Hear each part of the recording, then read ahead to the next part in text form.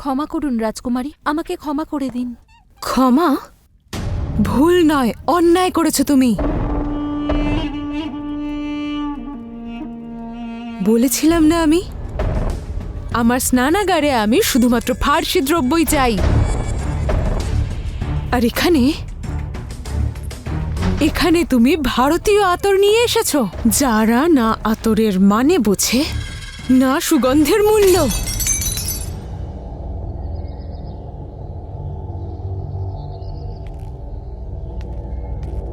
ফার্সি আতর শেষ হয়ে গেছিল রাজকুমারী। তাহলে সেটা আগে থেকে আনিয়ে রাখতে পারতে।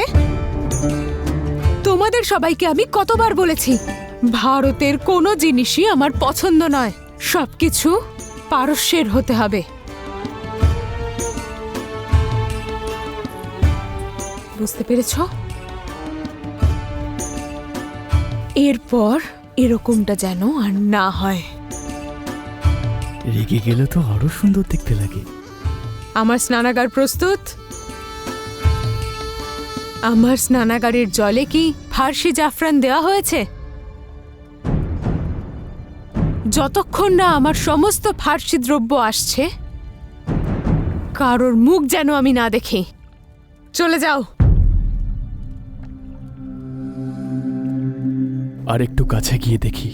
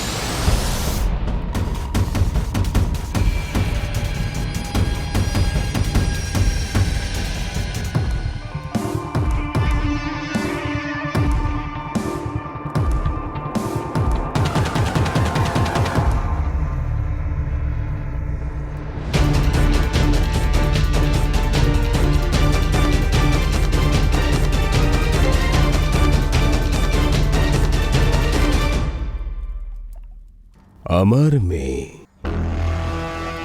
যে কোনো ভারতীয় জিনিসপত্রই পছন্দ করে না, তার ঘরে প্রবেশ করেছে এক ভারতীয় যুবক। ভীষণ খারাপ।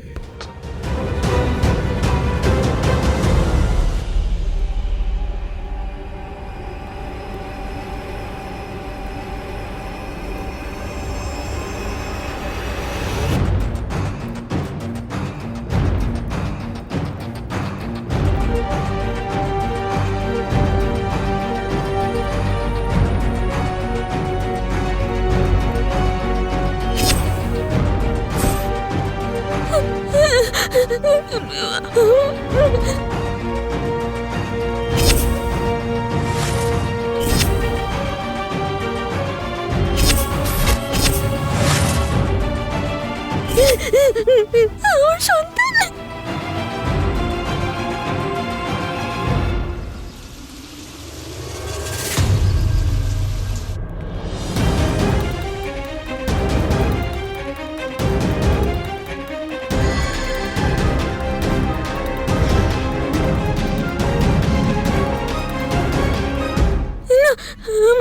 আমার সন্তানকে মেরে ফেলবে ও।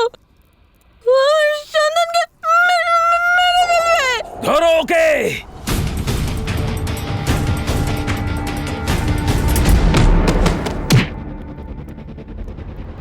যদি আর এক পা ওনার দিকে এগিয়েছো, তবে সোজাসুজি জমলোকে পৌঁছে যাবে। পিছিয়ে যাও। রক্তপাত যদি তুমি চাও তাহলে তাতে আমার কোনো আপত্তি নেই পুরু, কিন্তু যদি তোমার এই দস্যু মিত্রের জীবন ফিরে পেতে চাও তাহলে এই উন্মাদ বুড়িটাকে আমাকে দিয়ে দাও।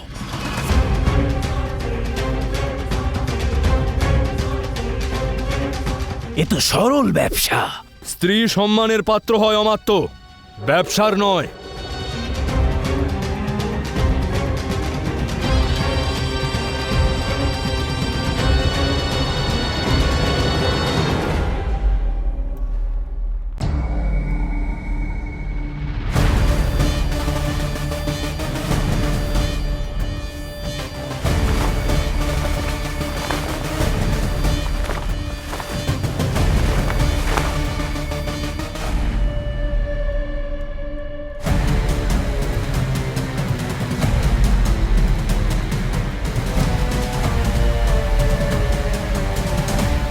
দস্যু,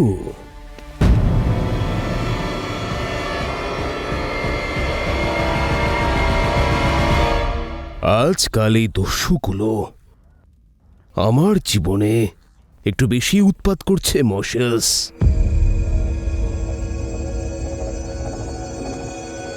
প্রথমে এরা আমাদের জাহাজ লুট করেছিল, আর আজ এক দস্যু সবার সামনে আমার স্বপ্ন ভেঙে চুরমার করে দিল।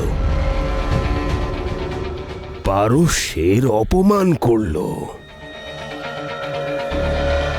আর এখন এই দস্যু দুঃসাহস দেখিয়ে আমাদের সমস্ত সুরক্ষা ব্যবস্থা ভেঙে আমার একমাত্র কন্যার সাজঘরে চলে এলো। কেউ আমার জীবনে এসে উৎপাত করুক, সেটা আমি পছন্দ করি না।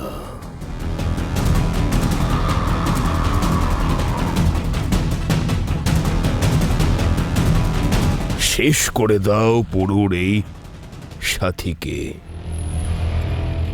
পুরুর সাথে আমার কোনো সম্পর্ক নেই। ও তো দস্যুর নামে কলঙ্ক। কারণ ও কোনো দস্যুই নয়, ও তো একজন রাজপুত্র।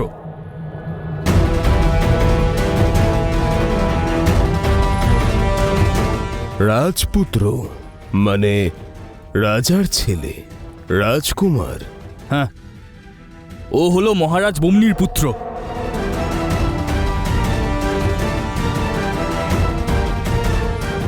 হুজুর, এই দস্যু এখন নিজের প্রাণ বাঁচানোর জন্য আপনাকে মিথ্যে গল্প শোনাচ্ছে, কিন্তু আমি এর এই চাল কিছুতেই সফল হতে দেব না।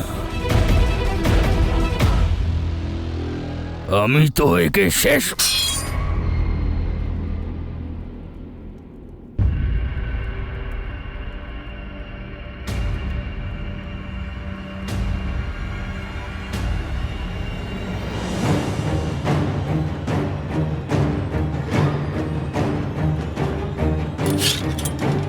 আমি মরতে ভয় পাই না, কারণ আমার অস্তিত্ব পুরু অনেক আগেই শেষ করে দিয়েছে।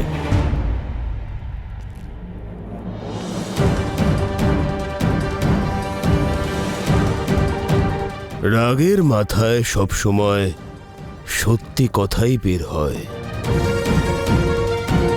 কিন্তু রাগের মাথায় মুখ থেকে বের হওয়া কোনো কথায় একটা অন্যরকম সত্যও থাকে। আশা করি তোমার গল্প আমাকেও খুশি করতে পারবে।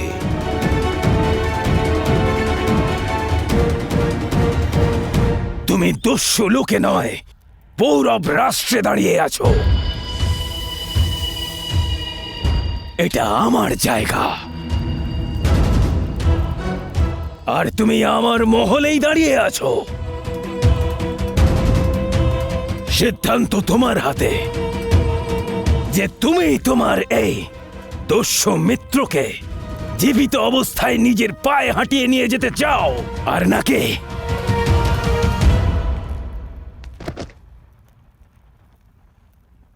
নাকি ওর মৃতদেহকে নিজের কাঁধে।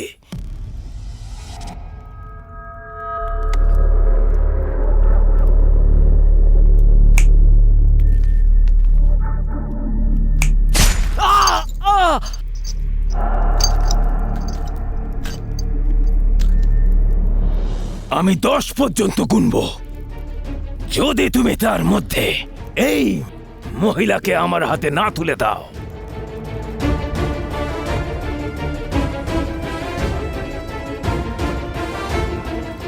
তাহলে আমি এই দস্যুর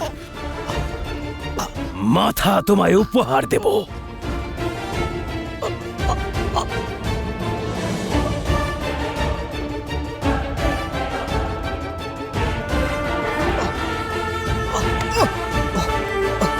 তোমার হাতে বেশি সময় নেই পুরু। এক, ওকে তুমি আমার হাতে তুলে দাও। না পুরো, আমার সন্তানকে মেরে ফেলবে। পুরো,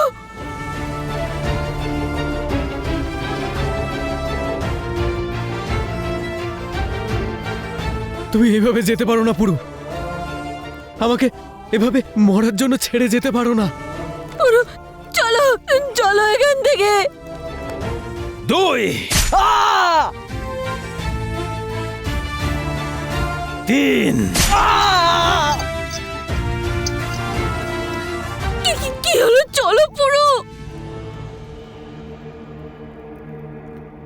একটা অচেনা পাগল মহিলার জন্য নিজের দস্যু বন্ধুকে মরতে দেখতে চাও পুরু? চলো পুরো। চার, পুরো চলো পুরো। এর সাথে কি সম্পর্ক যে ওর জন্য আমাকে বলি দিয়ে দেবে?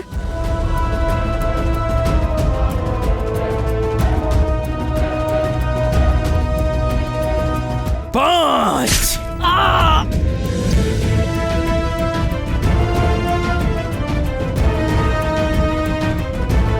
পুরো চলো, আমার সন্তানকে মেরে ফেলবে ও। চলো।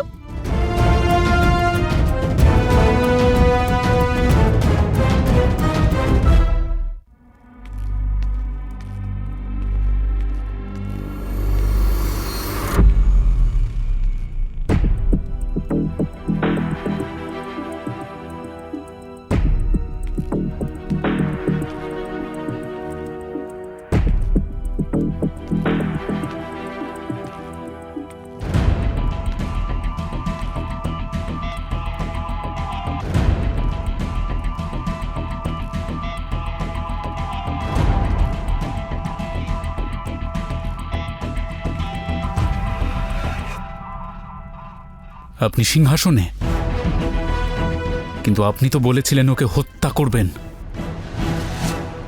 এর অর্থ আপনি ওকে ক্ষমা করেছেন।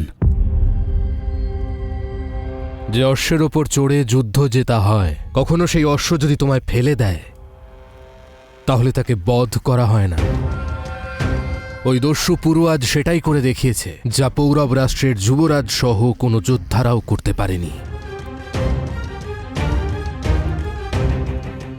ও পৌরব রাষ্ট্রের সম্মানকে রক্ষা করেছে, আর যে সম্মান বাঁচায় তার প্রাণ নেওয়া উচিত নয়। আজও পৌরব রাষ্ট্রের সম্মান বাঁচিয়েছে, তাই আপনি তাকে ক্ষমা করছেন। কিন্তু সেই অপমানের কি হলো, যা ওই দস্যুর জন্যই দারায়ুসের আগমনের সময় আপনাকে সহ্য করতে হয়েছিল? আর সেই অপমানেরই বা কি হবে যখন সে পৌরব যুবরাজের গায়ে হাত তুলেছিল? আমার ক্ষমতা থাকলে আমি তার প্রাণ এখনই নিয়ে নিতাম। জীবিত আছো, সেই কারণেই ওর প্রাণ নেওয়ার কথা বলতে পারছো। ভুলে যেও না, যদি ওই পুরু না থাকতো তাহলে আজ এই সভায় তুমি জীবিত দাঁড়িয়ে থাকতে না, আর আমাকে এই প্রশ্ন করার অবস্থাতেও থাকতে না। উপকারের প্রতিদান অপকার দিয়ে হয় না কনিষ্ক। যে প্রাণ বাঁচিয়েছে তাকে সম্মান করতে শেখো। কাকে সম্মান করব? সে কোথায়? এই দস্যুর এমন দুঃসাহস যে মহারাজের আদেশ অমান্য করে সে এখনো সভায় উপস্থিত হয়নি। এই তো তার দৃষ্টিতে পৌরব মহারাজের মূল্য। ও অবশ্যই এখানে আসবে।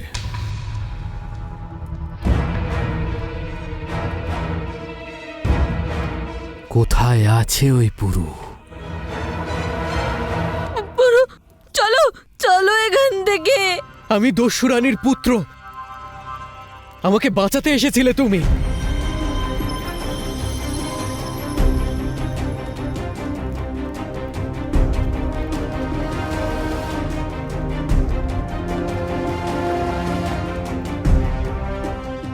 সাত,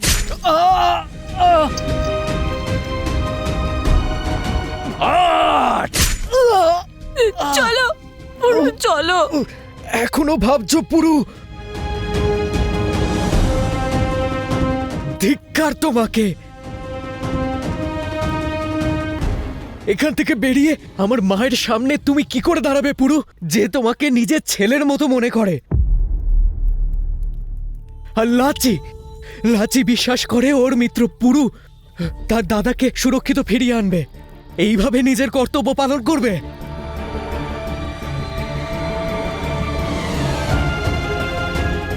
কিভাবে গিয়ে দাঁড়াবে সজ্জন সিং এর সামনে? আজকের পর তুমি আর এই কথা বলো না যে আমি নিজের কর্তব্য পালন করি। চলো পুরু চলো পুরু। পুরু চলো, নাহলে আমার সন্তানকেও মেরে ফেলবে। নয়, পুরু চলো।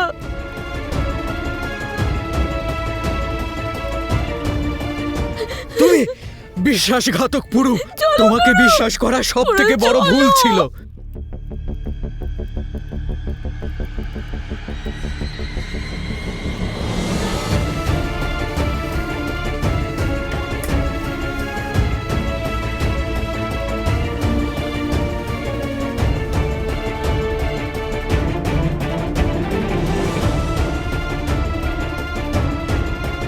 চলো পুরু চলো পুরু। চলো এখান থেকে, নাহলে আমার সন্তানকে মেরে ফেলবে ও।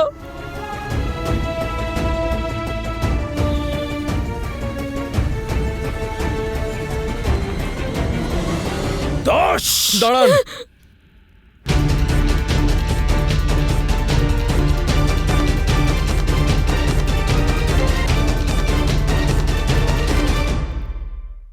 তাহলে তোমার কথা মতো পুরু মহারাজ পম্নির ছেলে? কিন্তু এটা কি করে সম্ভব? কারণ মহারানী কদিকার শুধু একটাই সন্তান, রাজকুমার কনিষ্ক। আর প্রথম মহারানী অনসুয়া বহু বছর আগে নিজের সন্তানের সাথে মারা গেছে। এটা জরুরি নয় যেটাকে এতদিন সত্যি মনে করা হয়েছে সেটা আসলেই সত্যি। সত্য এটাই যে ওরা দুজন জীবিত, মহারানী অনসুয়া এবং ওনার পুত্র পুরুও।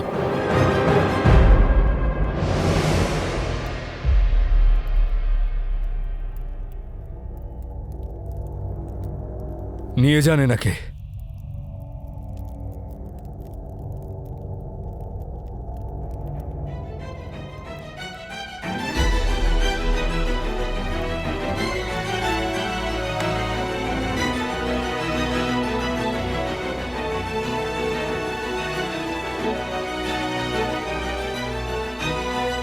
পুরু